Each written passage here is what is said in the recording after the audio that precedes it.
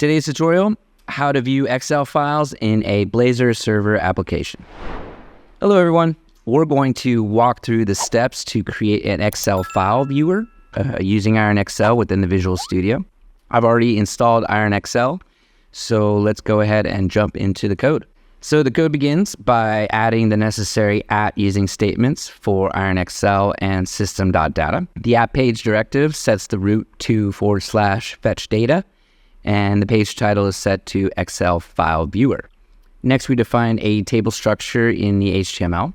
The table headers are dynamically created based on the columns in the Excel file, and the rows are populated with the data from the file. In the add code section, we declare a data table named display data table to hold the Excel data. The open Excel file from dis method handles the file upload and data extraction process. While the file is uploaded, it is read into a memory stream.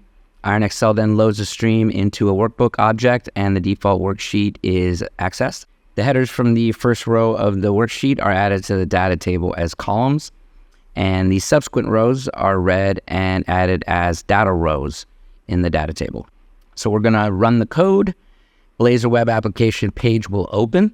We'll navigate to the fetch data menu on the left and open the Excel file and wait for it to load. And there you go. This concludes our tutorial on setting up an Excel file viewer in a Blazor server app using IronXL.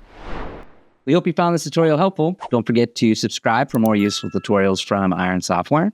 And if you'd like to get started with IronXL, please sign up for a trial on the site and continue to download and install the package and experience the power of our software firsthand. Go ahead, click the link below in the description, check it out for yourself.